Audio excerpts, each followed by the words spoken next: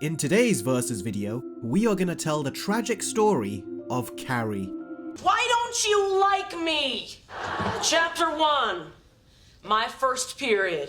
No, not that Carrie, this Carrie. Carrie White, based on the Stephen King book of the same name. Now you all know that Stephen King wrote this, but what you probably didn't know is that he threw this book in the trash as he was writing it. Yep. Carrie almost never happened. He was finding it too difficult to write and it was becoming longer than he had wanted it to be, so he just threw it in the trash. But the unsung hero of this story is his wife, as she really liked Carrie and kept asking him when he was going to finish it, so she fished it out of the trash and convinced him to complete it, which led to it being a big hit, which led to a movie adaptation being released just 2 years later, which also ended up being a big hit, and led to its 2 actors being nominated for Best Leading and Best Supporting Actress at the Oscars, which was a shock to everyone, as even back then, the Oscars looked down on horror movies. Now most people think there were only 2 Carrie movies made, the original from 1976 and the remake from 2013. But they would be wrong, for another Carrie was made in the year 2002, a TV movie that not many people talk about. And today, we are going to compare every aspect of these movies, from their stories to their versions of Carrie, their supporting characters, the prom sequence, and then conclude with which adaptation is the superior movie. Let the battle commence. The story for all 3 Carrie movies are more or less identical to one another. Carrie is a sheltered girl who is raised by a very religious and abusive mother. She is viewed as an outcast by her school, which only gets worse when, unbeknownst to her, she has her first period and the girls make fun of her. One of the girls, named Sue, feels guilty for participating in the bullying and tells her boyfriend to take Carrie to the prom to make it up to her. The bully of the movie, Chris, does not regret her actions, however, and actually blames Carrie for getting suspended from prom. So she vows revenge, not knowing that this is the last straw that causes Carrie to break into a fit of rage and attack everyone in the entire school using her powers of telekinesis. Oh, and Tommy dies. How could he leave me? I don't know, you seem lovely. And all 3 movies stick to this story, but there are some key differences. The first difference between the 3 stories is the tone. The tone for the original Carrie is more of a horror movie, whilst the tone for the remake is more of a thriller. And the tone for Carrie 2002 is like an over-the-top early 2000s slasher movie where everyone looks too old to be in school and act like party animals. And this movie is so unbelievably over the top that it'll make you laugh. For example, all the Carrie movies have this scene where Carrie comes home from school and a young boy on his bike calls her Creepy Carrie. Creepy Carrie! Creepy Carrie! Oh. Crazy Carrie! Crazy Carrie! Crazy Carrie! Crazy Carrie! Pretty normal, huh? Now feast your eyes on how the 2002 movie does it.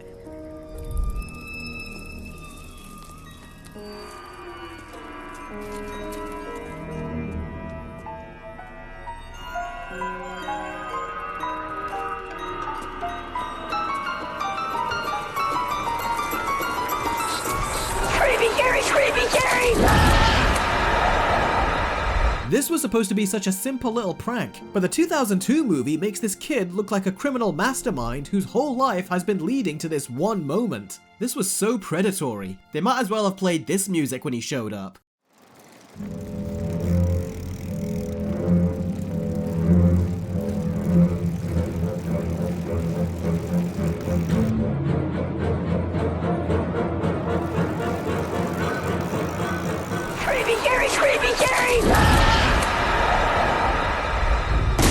And most of the 2002 film is like this. It's laughably over the top, it's got this ridiculously high exposure, and the way it's all acted and shot makes the whole thing look like a fever dream crossed with Mean Girls. Now thankfully, as soon as Carrie gets ready for the prom, that's when the movie feels less like a fever dream and more like an actual TV movie. The 2 movies, on the other hand, actually keep a consistent tone of horror and thriller from beginning to end, and as heightened as they can get, they never go to fever dream levels like the 2002 movie. So the 2 Carrie movies movies have a much better grasp of their own identity and tone. Now the other key difference is the runtime. Whereas the two movies come in at just under an hour and 40 minutes each, the TV film is 2 hours and 12 minutes. And the extra runtime is not warranted. It's majority padding as it tells Carrie's story in the past tense as the police are questioning witnesses about what happened at the prom. And I say witnesses loosely because there is no way they could have known all these details about Carrie's life. The two Carrie movies, however, have the story told in the present tense and are much more tightly paced as a direct result, and they move along at a good clip.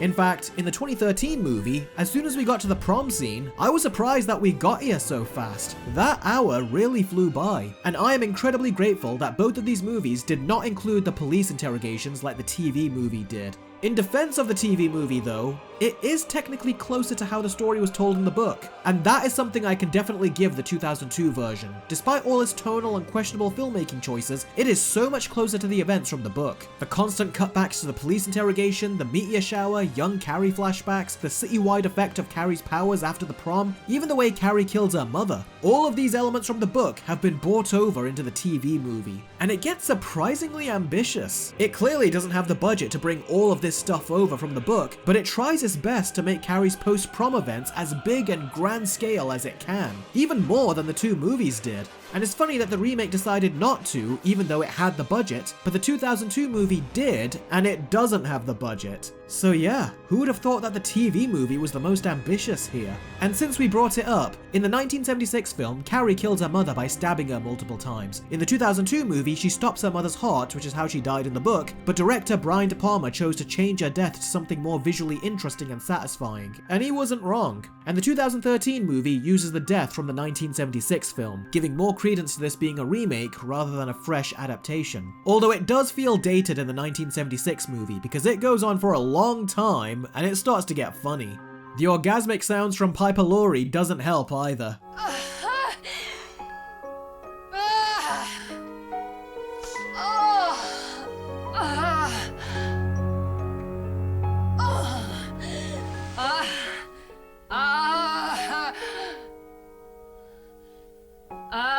And like I said, the runtimes of both these movies move along at a very good pace, although I will say that despite enjoying myself, I did start to feel the length of the 1976 movie in the last third, but I didn't feel the length of the 2013 movie, and that tells you that it's doing something right. The 2002 movie, on the other hand, did feel its length, and the runtime felt bloated, and that is mostly because of the police interrogation scenes. If they were cut, then the movie would have flowed better. And the endings for both Carrie movies are the same. Carrie kills her mum, the house falls apart, and Carrie dies. And then they tack on a scene of Sue being scarred and having constant nightmares, which I never found necessary. The original theatrical ending for the 2013 movie was far better in this regard. The ending for Carrie 2002, however, this ending is completely different. It turns out that Carrie was drowned by her mum, but Sue got there in time, and using CPR, with no chest pumping for some reason, she manages to bring Carrie back to life. She then helps Carrie fake her death and drives her to Florida, where she can go the rest of the way herself and live a life where no one knows who she is,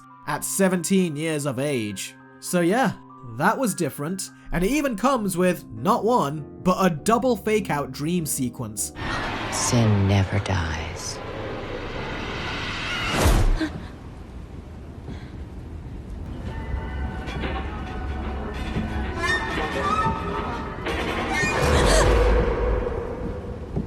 Honestly, neither ending is great, but if I had to pick, I preferred the ending of her dying with her mum. It's much more tragic, and it ties the story up in the end. And it doesn't look like she is going to live a happy life after all this, so they might as well mercy kill her. So in terms of tone, I prefer the 1976 film because I like the more horror approach and classy olden days atmosphere it has, which is definitely down to it being a product of the 70s. But that doesn't mean I dislike the 2013 film's tone. It's still really good, and the thriller genre does work surprisingly well for Carrie. And I was actually going to give this round to the 2013 movie until, upon reflection, I realized that the horror tone of the 70s film really lends itself to the feeling of hopelessness and depression that Carrie is going through. And ultimately, I feel it gets the dark story of her situation across more effectively than the 2013 film. So the Carrie movies with a superior execution of their stories is the 1976 Carrie, followed by the 2013 remake, and finally, the 2002 TV movie.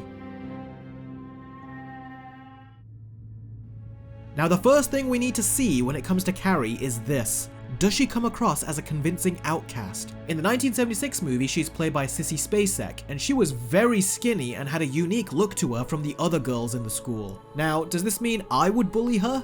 If I was from Earth 10 maybe, but I can see some shitty kids making fun of her for that. I mean, in the book she was fat, and she was mocked for being overweight, that I think making her underweight was actually a smart twist on the material. She looks so fragile, she moves very slowly, and that image alone really makes you feel sorry for her. There are even tiny little details about how sad her life is, such as how she is so used to the abuse that she receives from her mother that she just talks through it like it's completely normal. Try and be a whole person before it's too late for me to... His name's Tommy Ross, and he's very nice. The way she just continues talking shows that this happens a lot, and it doesn't faze her anymore. And little details like that are just so sad. And they balance out the sad details with innocent ones, such as when she opens the car door but then closes it again because she realizes that Tommy is supposed to open it for her. And every time she uses her powers, they use the iconic Psycho music.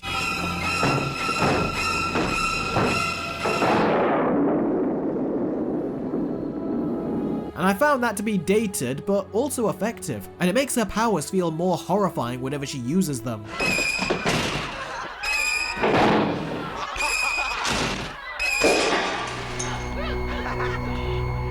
In the 2002 film, Carrie is played by Angela Bettis, and I'm gonna be honest, this was my reaction when I first saw her.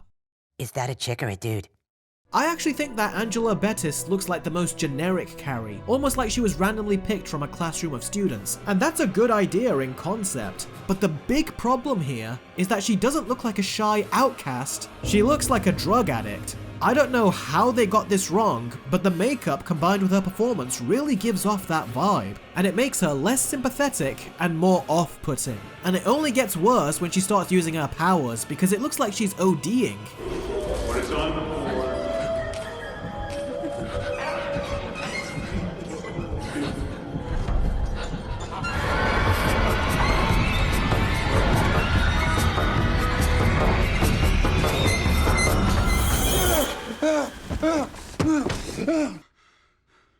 What the fuck? You see what I mean? And it's not helped by the fact that when she walks out of the principal's office, the movie's editing makes her seem like a ghost.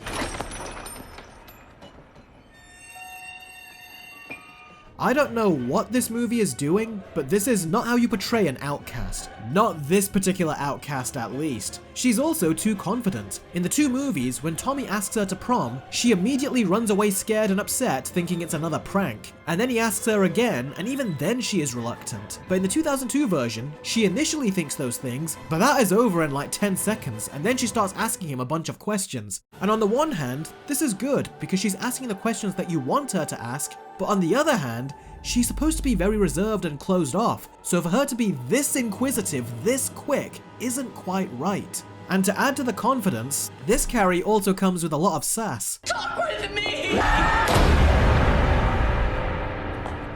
I'm not done talking yet. She practically talked me into getting Botox last summer. Can you believe that? Maybe she thought you needed it. Although how she knows what Botox is but not a period is anyone's guess. Now, as the movie goes on, she looks less like a drug addict and looks more depressed, but she never comes across reserved. Like I said, she's too confident and talkative. I will say though that when Tommy comes to pick her up, the scene starts out awkward, and then she comes out and sees his ride.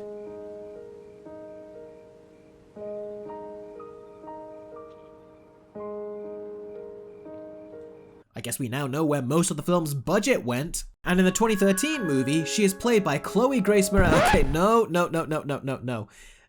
There is no way you're going to convince me that a girl like Chloe Grace Moretz is the outcast in school that all the other kids pick on, okay? That is about as convincing as Andrew Garfield being the nerd at high school. These other two Carries have enough of a weird look to them that you can believe that some assholes at school would target them. But in the 2013 movie, she's pretty. This is the kind of girl that kids in school would hit on, and frizzing up her hair a little and putting a little less makeup on her is not going to change that. Why? Why would you want to go with me?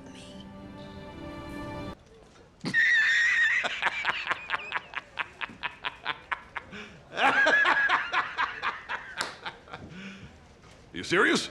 Now, Chloe Grace Moretz is trying to play an outcast, and she does that decently well, but you can definitely tell you are watching a performance here, and she never projects the raw emotion that Sissy Spacek does. No! We'll pray, woman. No! Pray to for our lost saving souls. God visited the curse. This is the No! No! Get off me! Mama! Stop it! Go to your closet and pray for forgiveness. No! You pray. Mama! Help!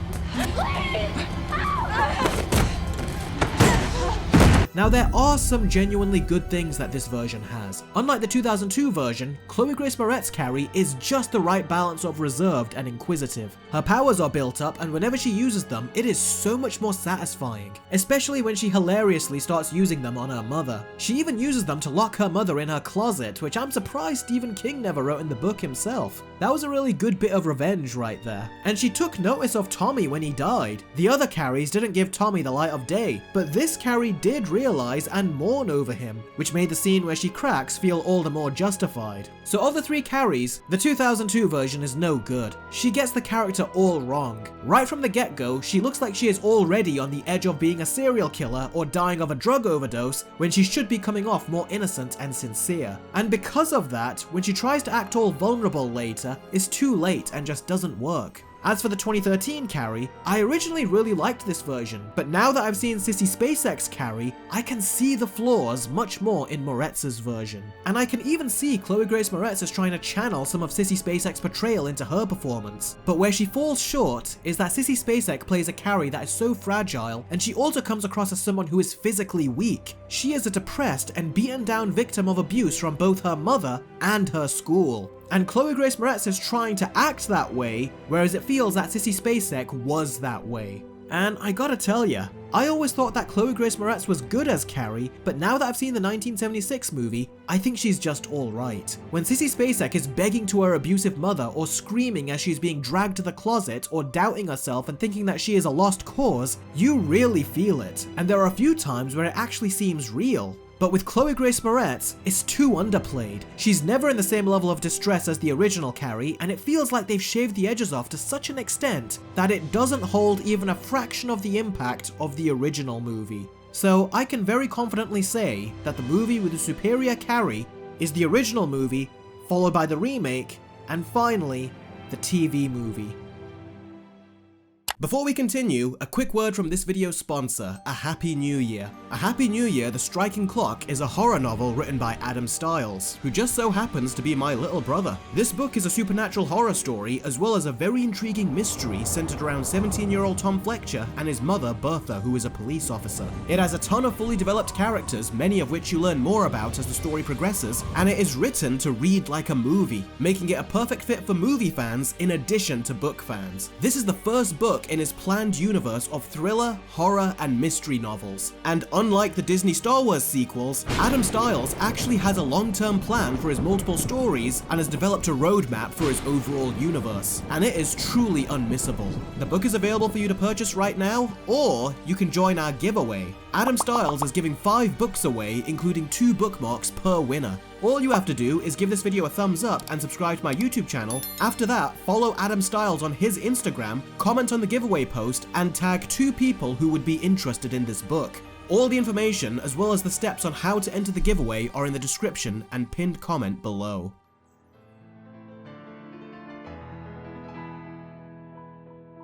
Now, Carrie's mothers in the 3 films are played by Piper Laurie, Patricia Clarkson, and Julianne Moore, and the tone of the 3 movies is very reflective of the tone of the mothers. They definitely play up the horror more with the mother in the original movie, the music ramps up when she's on screen, and she's even more abusive towards Carrie than the mothers in the other 2 films. That being said, as good as Piper Laurie's performance is, this is another part of the film that feels dated. There are several parts where her performance is kind of comical.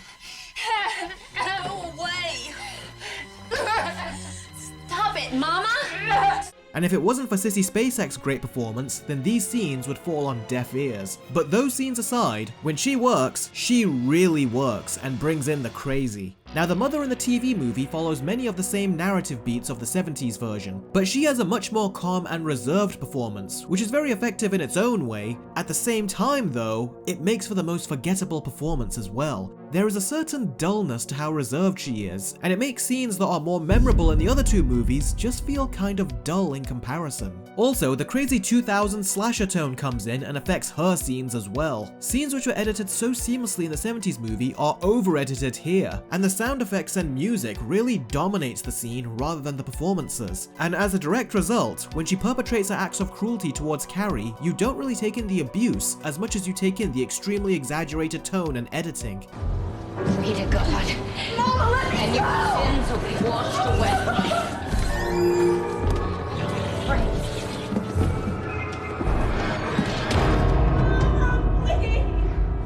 And that makes these scenes, again, feel more like a fever dream rather than real abuse. And that's a big disconnect. Now, the 2013 movie opens with us seeing Carrie's birth, and her crazy mother was actually going to kill her at first, but then she doesn't. And I think this does add some extra dimension to her and shows the more motherly side to her relationship with Carrie. Because in the other two movies, Carrie's mum is 99% of the time hostile towards Carrie, but this one did have some extra genuine moments with her. Now, don't get it twisted, she is still abusive. I mean, the first shot of her looking down at Carrie was freaky, especially when I watched this in theaters back in the day. They made Julianne Moore look like an old hag. Calling her a hag isn't nice. She's elderly. Elderly hag! And this is...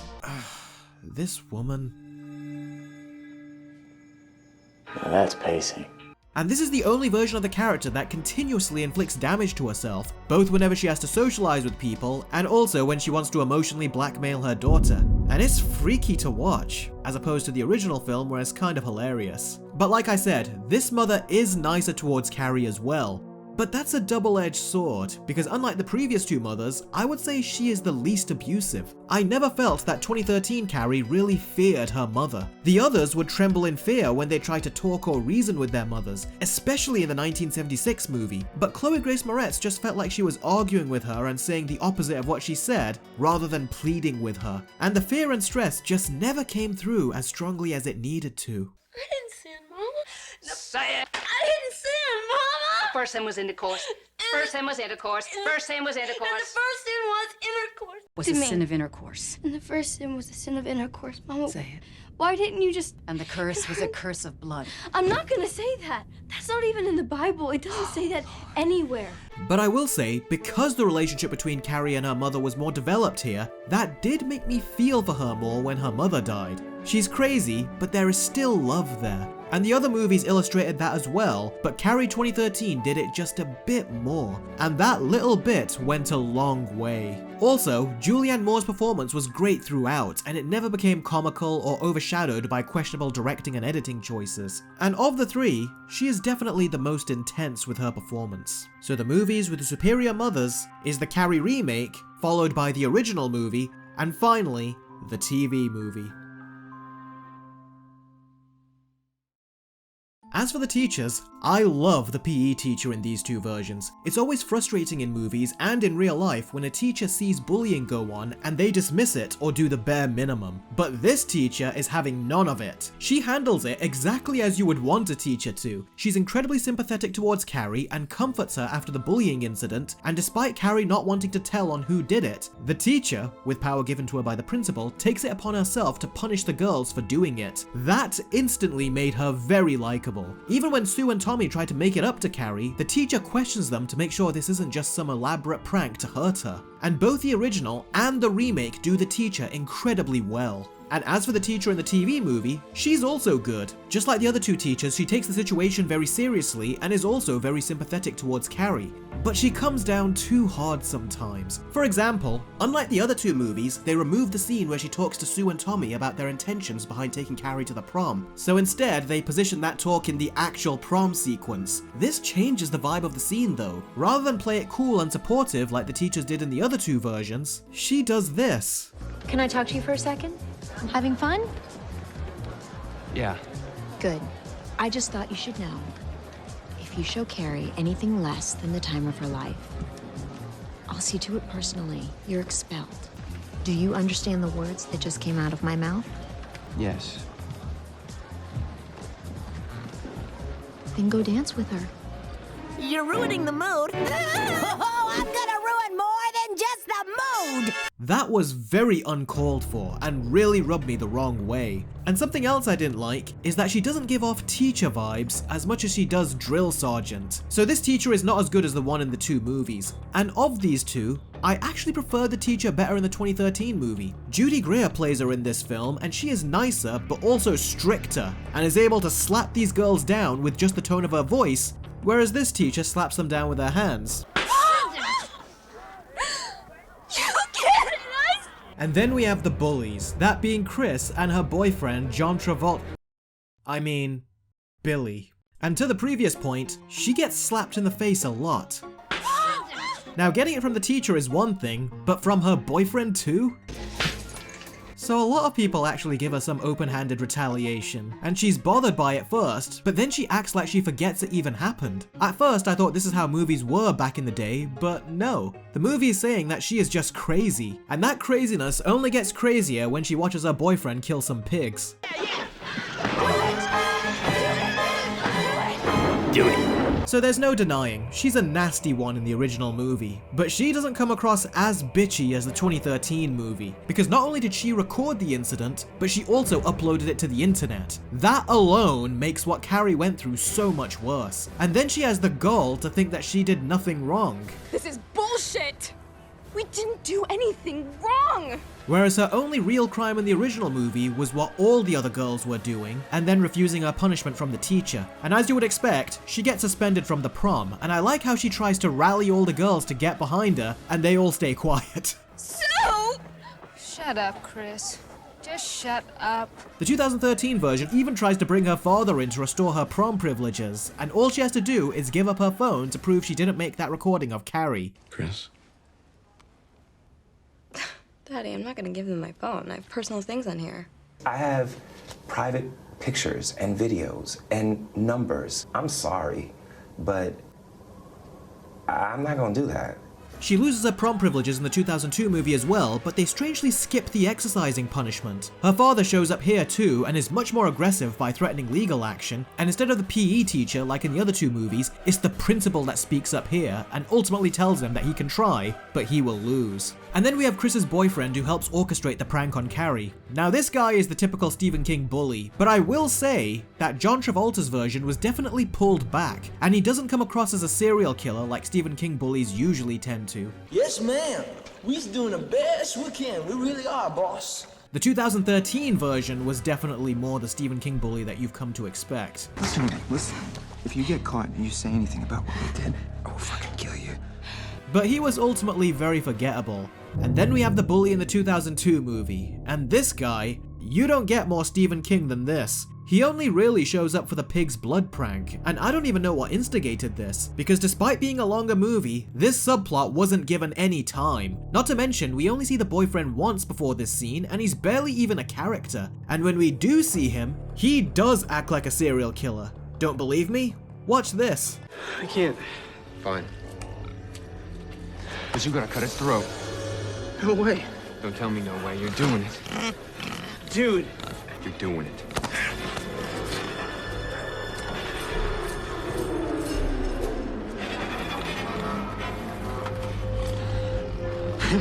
Yeah, crazy, isn't it? He even does that crazy in-your-face stare down. But you know what?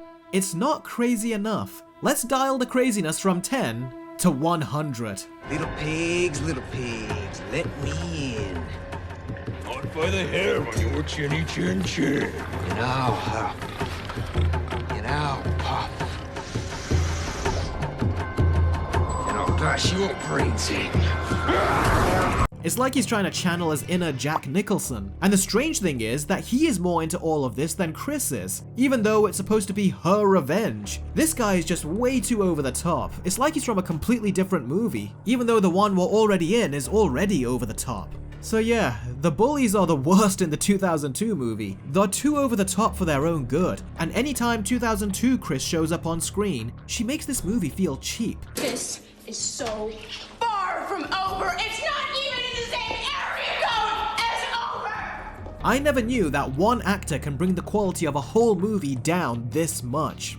Now if these two are the villains, then Sue and Tommy are the opposite, because these two are actively trying to do a nice thing for Carrie, and that 70s hairstyle It hasn't aged well, has it? You guys, is that a chick or a dude? It's a chick. Nah, that's a dude, bro. Now, I do think that the original movie was lacking with regards to Sue's reasoning. In the 2013 movie, you see how Sue feels terribly for participating in Carrie's bullying, and the movie puts an emphasis on how guilty she feels. They also elaborate on why she repays Carrie by giving her a night at the prom with Tommy. She's questioning her guilt after Chris accuses her of acting like a saint purely so she can keep her prom privileges. So she gives up the prom to prove to herself that it was not the reason why she stopped bullying Carrie that day. But all of that is much more underplayed in the original, and I see that as a problem, because you believe it when Sue says that she feels sorry for Carrie, but so sorry that she would give up her senior prom? I didn't completely buy it. In the 2013 version, however, I did. This movie actually had a dedicated scene where she expresses her regret to Tommy over what she did,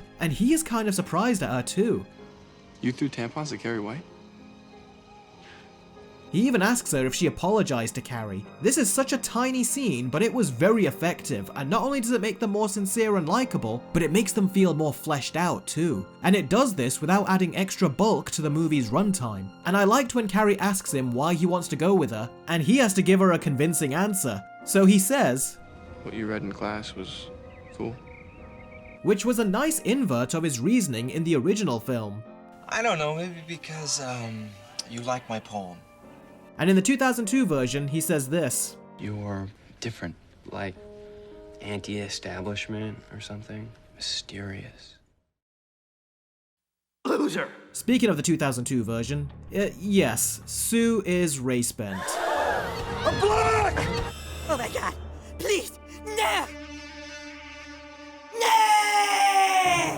With that said, for those who are bothered by that kind of thing, that's the least of this version's problems. The movie opens with her talking to the police, and she is acting incredibly cocky during the entire investigation. She also acts the same way in school as well. So when she does start acting nicer towards Carrie, or tells others that they should not talk to Carrie that way, it doesn't seem genuine and it comes out of nowhere. It feels like we are watching an entirely different character in these scenes. Also, she is not even near the school when the prom goes down. She doesn't even check in to see how it's all going like the other two versions did. In fact, when the prom was going on, I completely forgot she was even in this movie. So this was the most forgettable and inconsistent version of the character by a mile. I will say though that the 2013 version adds a couple of pointless additions to Sue. Sue being pregnant with Tommy's baby was an unnecessary addition, and the same with Sue showing up to the house. This final scene at the prom would have been enough. And Tommy was good in all three versions. He's gentle and patient with Carrie, he's very polite, and he gives her a good time. The biggest difference is how game he is to take Carrie to the prom. In the 70s movie, he clearly doesn't want to, but is only doing it because his girlfriend asks him to. We don't care how we look, do we?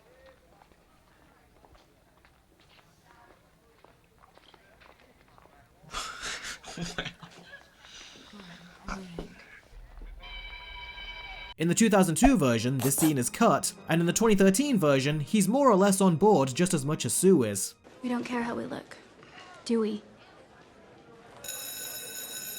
No.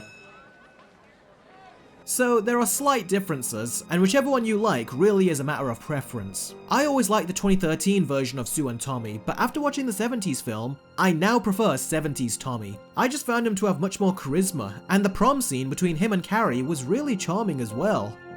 And disorienting. I feel weak. The whole world is spinning. I'll take over, Yugi. I think I'm strong enough. Yugi, come back!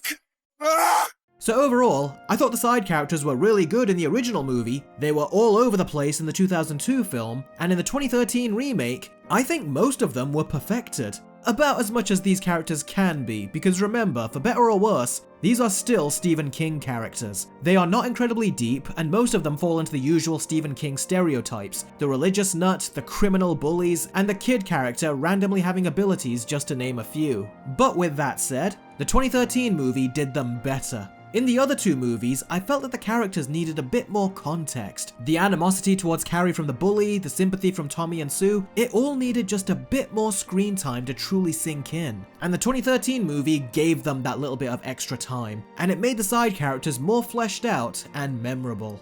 So the movie with the superior side characters Is the Carrie remake, the original, and finally, the TV movie?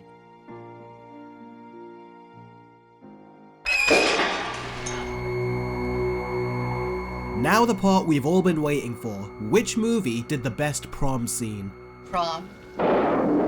Now up until this point, Carrie has had it very rough, and this is the first time she is genuinely enjoying herself, which makes you feel all the more bad for what's about to happen. But there is a little flaw in the 2013 movie. Whereas Carrie really enjoyed the prom in the first two films, I felt she was too curious through most of the prom in the 2013 version. Now don't get me wrong, she had the same reservations in the original movie, but that was more with herself. You look beautiful.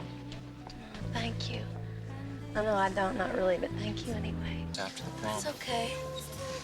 What? If you want to go with your friends, I don't want to spoil anything. Just let me finish. She's always been insecure about herself personally, but as far as the dance went, you could see her reservations slowly melt away. But in the 2013 movie, it felt like the reservations were always there. And I think that was the wrong choice. There had to come a certain point where those reservations completely went away, and then the big thing happens. And I feel that the original movie understood that and the emotions leading up to this scene better than the remake did. Now surprisingly, the 2002 movie understood as well, because Carrie expresses her gratitude to Tommy and really enjoys the dance. It's just a shame her performance doesn't express that, because Angela Bettis plays this scene as really awkward and nervous the entire time, which is exactly how she's been acting in the last half of the movie anyway, so this dance didn't do anything for her Carrie's development, because it feels like she is even more curious and reserved than 2013 Carrie was. So I feel that only the original movie understood Carrie's emotional state at the prom here. And then, it happens. The pig's blood falls on her, Tommy dies, she is completely humiliated, and she goes berserk.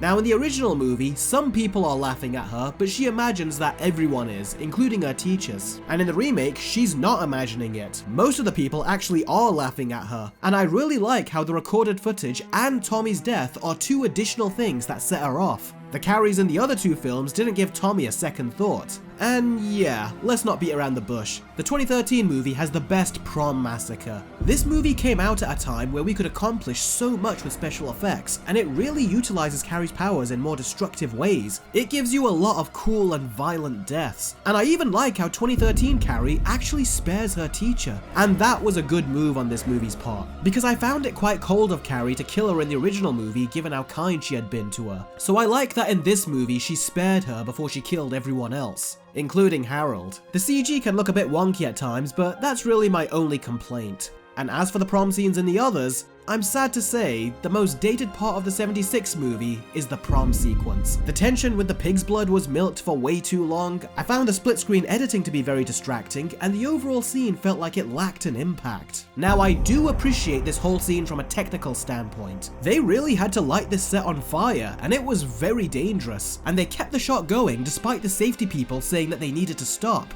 And when the fire hose is sprayed at Norma, the water pressure actually burst the actress's eardrum, as the director wanted it to be on full power so it would look real. So it was not a safe shoot, and I really appreciate the work that went into it.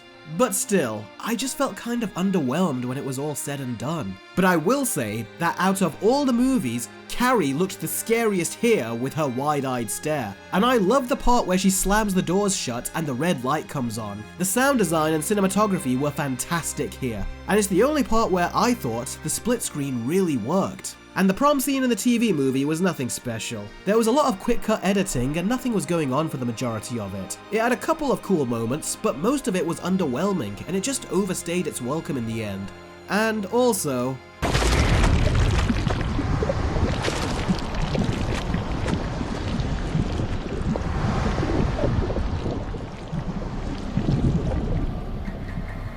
just how much blood was in that bucket. And worst of all, this Carrie didn't even know that she was attacking everyone. From this point on, she is in a trance and doesn't wake up from it until she's back home. And taking that conscious choice away from her is one of the worst decisions this TV movie has made, and it absolutely baffles me.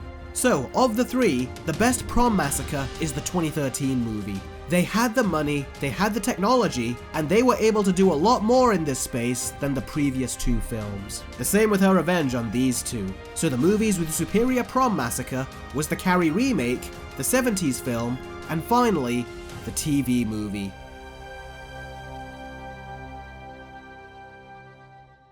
Despite adapting the same story, there is a big difference in quality with all of these movies. The differences in runtime are negligible for the original and remake, but the 2002 movie, damn, that's a whole 40 minutes longer, and you really feel that length, and they don't do anything meaningful with it. If anything, it just takes a simple story and makes it feel overstuffed. But the worst thing about the 2002 movie is Angela Bettis' version of Carrie. Her performance lacks consistency and it isn't tuned properly. She's not playing Carrie as a lonely and shy introvert, she's playing her as a recovering drug addict, and losing all consciousness during the prom attack was unforgivable. And that, combined with the forgettable and over-the-top supporting characters, as well as the exaggerated tonal and filmmaking style, really solidifies this as a bad movie.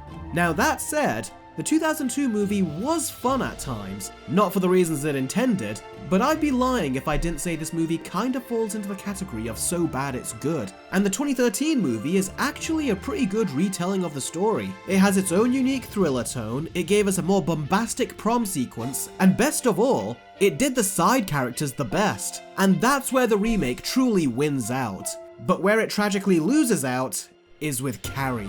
Of all three movies, the 76 version is the only one that got her right. She is the most believable and compelling version of the three. You are 100% on board with her struggles, and you genuinely want a happy ending for her. And although you do feel the same way for Moretz's version to an extent, she just doesn't sell you on this image of a lonely outcast, and she has never pushed that far with her abuse. And as a result, you don't root for her as strongly as you do Sissy Spacek's version. And aside from this one scene, it feels very safe when compared to the original film, where it can be hard to watch. And the 2002 version is all over the place that you never feel like you can get on board with her. And the first impression was a a bad one. And because of how well the 76 film represents and develops Carrie, I found the original movie to be the most tragic, hopeful, and effective version of the story.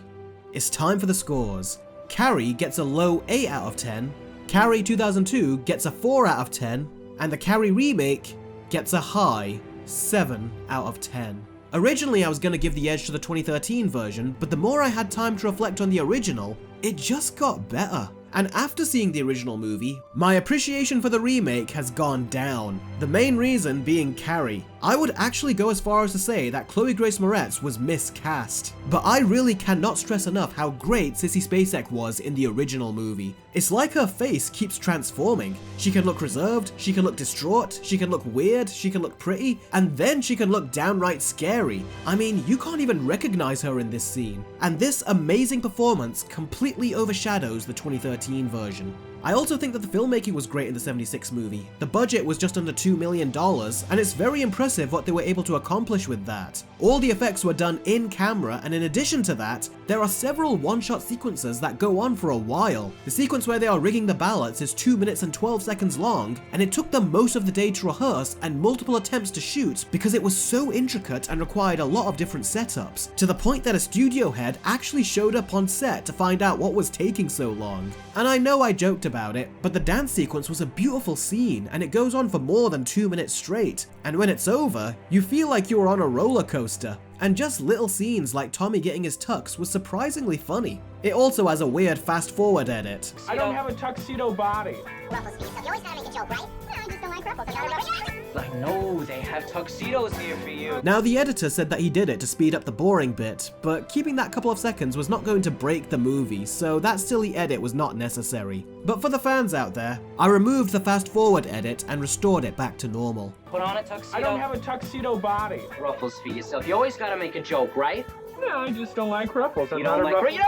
Like, no, they have tuxedos here for you. The tux scene in the 2013 movie was just a throwaway montage and honestly feels more dated than the 76 movie.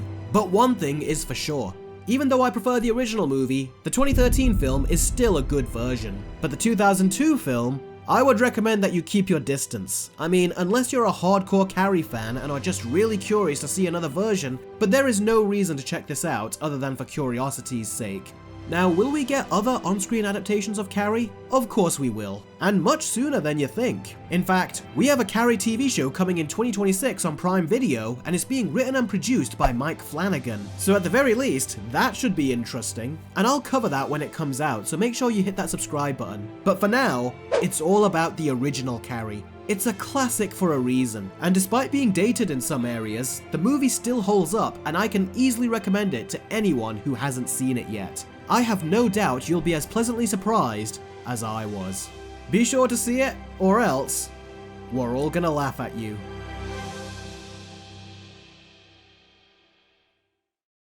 Thanks very much for watching, guys. This video was a long one, and I became sick in the middle of editing it as well. It was definitely a journey to make, so a huge thanks to all of you for your patience. And of course, a huge thanks to my patrons for their constant support to this channel. If you want to gain access to additional content such as trailer reactions, early access to Versus videos, access to my private Discord server, and so much more, then head on over to my Patreon. Happy Halloween, and of course, don't forget to enter that giveaway for a Happy New Year, the striking clock. Again, the instructions on how you can enter is in the pinned comment below. So what did you think of these Carrie movies, and which one is your favourite, and which is your least? Sound off in the comments below, and I will catch all of you next time. Take care.